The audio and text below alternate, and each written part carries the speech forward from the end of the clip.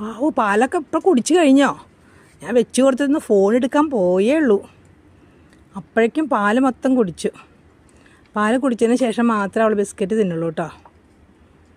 നീ ഇത്തിരി ബിസ്ക്കറ്റ് കൊടുക്കാമെന്ന് വിചാരിച്ചു. എപ്പോഴും ചോറിലേ കൊടുക്കണേ. നമ്മളാണെങ്കിലും ഒരേ ഭക്ഷണം കഴിക്കുമ്പോൾ മടുക്കില്ലേ? അതുകൊണ്ട് അവൾക്ക് ഇന്ന് കുറച്ച് ബിസ്ക്കറ്റ് കൊടുക്കാമെന്ന് വിചാരിച്ചു. ആരോട്ട് ബിസ്ക്കറ്റാണ് കേട്ടോ, മധുരമൊന്നുമില്ല.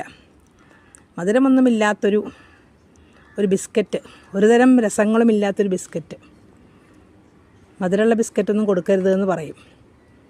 ഞാൻ കൊടുത്തില്ലെങ്കിലും വേറെ ആരെങ്കിലുമൊക്കെ കൊടുക്കുന്നുണ്ടാവും. എന്നാലും കുറേ ദിവസം ഇന്ന് ചീത്തയായി പോകുമല്ലോ, അവൾക്ക് വേണ്ടി മേടിച്ചതാണ്. നമ്മളെ പെട്ടെന്ന് എവിടെയെങ്കിലും പുറത്തൊക്കെ പോയിട്ട് വരുമ്പോൾ ഇവിടെ ചോറൊന്നും ഇല്ലെങ്കിൽ എന്തെങ്കിലും ഒന്ന് കൊടുക്കണ്ടേ അവൾക്ക്, ചോറൊക്കെ ആവണ വരെയും.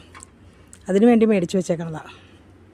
മുഴുവൻ കഴിച്ചു. അവൾക്ക് ഏറ്റവും ഇഷ്ടമാണ്, ചോറിനേക്കാളും ഇഷ്ടമാണ്, ചോറും മീനിനേക്കാളും ഇഷ്ടമാണ് പാലും ബിസ്ക്കറ്റും. പാല് വെള്ളം ചേർത്ത് നേർപ്പിച്ചിട്ടാണ് കൊടുക്കുക കേട്ടോ. തിളപ്പിച്ച പാലാണ് കൊടുക്കണത്. ഞാൻ എനിക്ക് ചായക്ക് വേണ്ടി ഉണ്ടാക്കുന്ന പാൽ തിളപ്പിക്കുമ്പോൾ അതിൽ നിന്ന് കുറച്ച് എടുത്ത് വയ്ക്കും, പൂച്ചക്കുട്ടികൾക്കും ഇവനൊക്കെ വേണ്ടിയിട്ട്. പൂച്ചക്കുട്ടി കഴിക്കില്ല കേട്ടോ, ചിണ്ടൻ അങ്ങനെ കഴിക്കില്ല. വലിയവർക്കാണ് പാലിഷ്ടം. കഴിഞ്ഞു, ഈ സന്ധ്യ ആവട്ടെ അപ്പോൾ ചോറ് തരാം കേട്ടോ. ഇവിടെ ഉണ്ടെങ്കിൽ ഇതേ ചെടിച്ചട്ടിയൊക്കെ കൊണ്ടിട്ടേക്കണുണ്ടോ അവിടെ? എൻ്റെ ചെടിച്ചട്ടിയൊക്കെ പുറകിൽ വെച്ചേക്കണത് വലിച്ചു പറിച്ചിട്ടേക്കുക. എത്ര പ്രാവശ്യം മാറ്റി വെച്ചാലും പിന്നെയും നശിപ്പിക്കും. എനിക്കിനി വയ്യ നിന്നോട് പറയാൻ, ഇനി ജോലിയോട് പറയാൻ എനിക്ക് വയ്യ, തോറ്റു ഞാൻ.